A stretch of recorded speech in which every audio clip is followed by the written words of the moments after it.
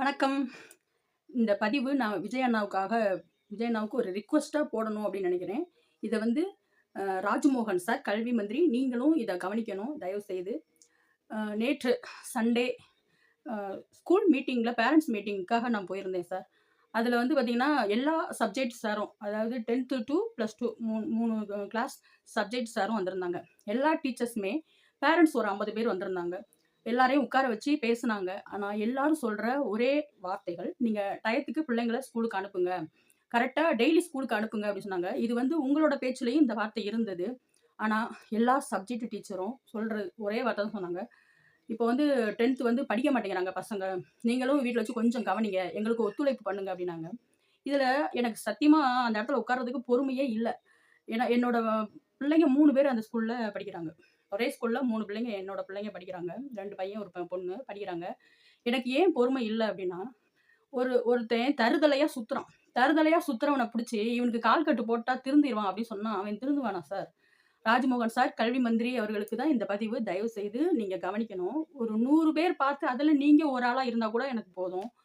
அந்த அந்த தறுதலையா சுத்துறவனுக்கு கால் கட்டு போட்டா திருந்திருவான் அப்டின்னு சொன்னா, அது நடக்காது. அது மாதிரி தான் 1ல இருந்து 9 வரைக்கும் நீ பள்ளிக்கூடத்துக்கு வந்தாலும், பரீட்சை எழுதினாலும், எழுதாட்டாலும், நீ பள்ளிக்கூடத்துக்கு வராட்டாலும் நீ பாஸ்.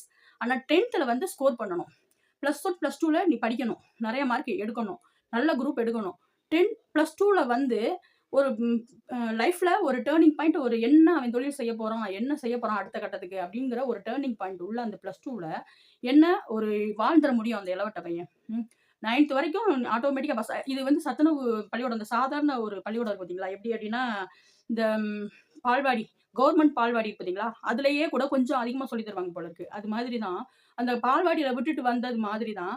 அ 1ல இருந்து 9 வரைக்கும் நீ பாஸு அப்படின்னு சொல்றது. நாங்க படிக்கும்போது உண்மைக்கே நான் சொல்றேன். நான் 7த் ஃபெயிலு.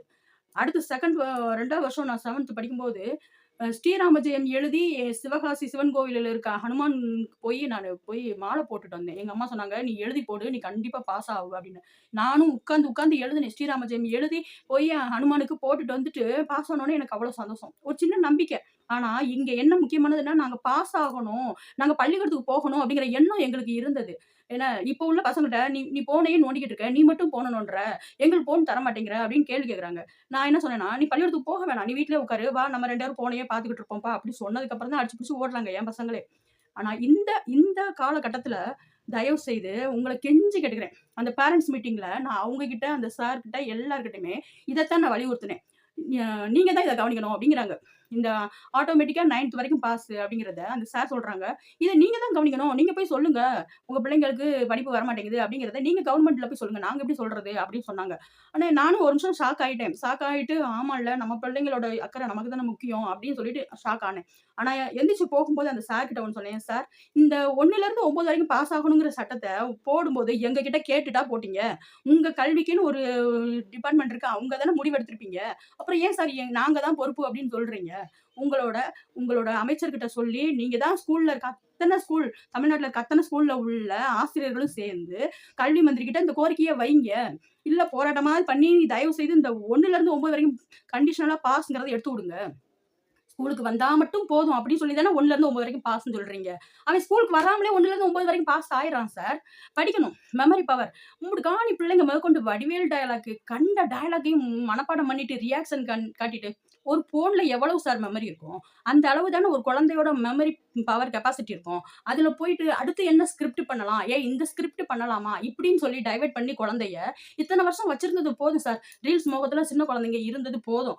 அதுக்கு பணம் குடுத்தது போதும். ரீல்ஸ்க்கு பணம் குடுத்து ஃபேமஸ் ஆனது போதும் சார். நல்லது நல்லது செய்றதுக்கு அவங்க எலவட்டம் ஆகட்டும். அந்த குழந்தைங்களுக்கு சினிமா டயலாக்குகள் மனப்பாடம் பண்ணுனது போதும். அந்த மெமரில சினிமா டயலாக் ஸ்டோரேஜ் ஆனது போதும். தயவு செய்து படிக்கிறதுக்கு உண்டான கண்டிஷனலா வலியுறுத்துங்க.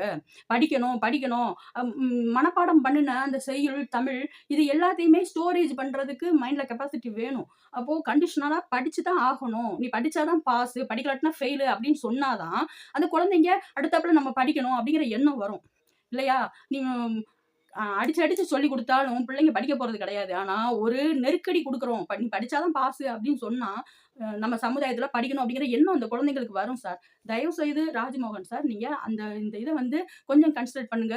1 டூ 9 வரைக்கும் கண்டிஷனலா பாஸ்ங்கிற அட்லீஸ்ட் அ இந்த சின்ன வயசுல தான் சார் அது ஸ்டோரேஜ் ஆகும், மனப்பாடம் ஆகும். சினிமா பாட்டு காதால கேட்கிறனால தான் வேகமா மனப்பாடம் ஆகுது. கண்ணால எழுதி பார்த்து படிச்சோம்னா மனப்பாடமே ஆகாது. அது காதால வேகமா கேட்கறாங்க. அதனால தான் மனப்பாடம் ஆகுது. அதே மாதிரி இந்த படிக்கிறதுல அதிகமா கேட்டல் வழி படிப்பு அந்த மாதிரி இருந்தது அப்படின்னா, பாட்டாலாம் பாட வேணாம். கேட்கறதுக்கு, கவனிக்கிறதுக்கு அந்த குழந்தைங்களுக்கு உட்கார்ந்து பேசினாலே போதும் அப்படின்னு தான் நான் நினைக்கிறேன். சினிமா பாட்டுலலாம் டப்பிங் பண்ணிலாம் படிக்கவே தேவையில்ல. ஆனா, இந்த குழந்தைங்கள ஒரு இடத்துல ஸ்டெடியா உட்கார வைக்கணும். வெளிய ரோட்ல போயி ஊர் தெருவுல எல்லாம் தேவையில்லாத நட்புகள பழகி வச்சிருக்காங்க. அதுக்கு அந்த பசங்களுக்கு ஸ்கூல்ல பிடி வாத்தியார்கள் பீரியட மத்த டீச்சர்ஸ் அபேஸ் பண்ணாம இருக்கணும். நேத்து பேரன்ட்ஸ் மீட்டிங் நான் பிடி வாத்தியார் வந்திருப்பாருன்னு நெனச்சேன். ஆனா வரவே இல்ல. ஏன்? அவர் ஒரு சப்ஜெக்ட் கிடையாதா? பிடி வாத்தியாருக்கு பயப்படாத பிரம்புக்கு பயப்படாத ஸ்டூடண்ட் இன்னைக்கு போலீஸ் பிரம்புக்கு பயப்படுறான். கிளாஸ்ல படிக்கிறதுக்கு பிடி வாத்தியார் தேவையில்ல. ஆனா ஸ்கூல்ல ஒரு ஒழுங்கமா நில்லுங்க, வரிசையில நில்லுங்க. ந ம் பிரேயர் அப்ப அசையாம நில்லுங்க. இந்த ஒழுக்கத்தெல்லாம் பிடி வாத்தியார் தான் சொல்லிக் குடுப்பாங்க. அவங்களோட ஒத்துழைப்பு இருந்தா மட்டும் தான் ஸ்டூடண்ட் உட்கார்ந்து படிக்கிறதுக்கு அப்படியே உட்கார முடியும். உட்கார்ந்து கவனிப்பாங்க. ஏன்னா பிடி வாத்தியார் தான் அசையாம நில்லு, அ மார்டின் போடு அப்படிங்கிறதெல்லாம் சொல்லிக் குடுக்குறாரு. அப்போ அந்த உட்காரக்கூடிய கண்ட்ரோல் தன்னோட உடம்ப உட்காரக்கூடிய கண்ட்ரோல குடுக்குறது பிடி சார் தான். பிடி வாத்தியாரோட பீரியட டீச்சர்ஸ் புடுங்காம இருக்கணும். பெரிய சயன்ஸ் டீச்சர், மேத்ஸ் டீச்சர் இவங்க தான் அதிகமா புடுங்குறது. வேற யாரும் கிடையாது. தமிழ் டீச்சர் பீரியடே புடுங்கிக்கிறாங்க சில டீச்சர்ஸ். ராஜ்மோகன் சார் தயவு செய்து இந்த 1 டூ 9 படிக்கிறதுக்கு உண்டான அந்த இலவச ஆஃபர தயவு செய்து நிப்பாட்டுங்க. ஏன்னா, குழந்தைங்க மனப்பாடம் பண்ற வயசே அதுதான். ஒரு செடி வளர்றதுக்கு நேரத்துல அது மெதுவா தான் வளரணும். அத யூரியா போட்டு வளர்க்குற மாரி நீ உடனே 9 வரைக்கும் ஆட்டோமேட்டிக்கா பாஸு. 10த்ல வந்து இது பப்ளிக்கு அப்படின்னு சொன்னா, அந்த குழந்தை படிக்கவே படிக்காது. மைண்ட்ல ஸ்டோரேஜ் இடம் இருக்காது. உட்கார்ந்து பயப்படாது. படிக்க தான் செய்யும். தயவு செய்து இத கன்சிடர் பண்ணுங்க. Thank you.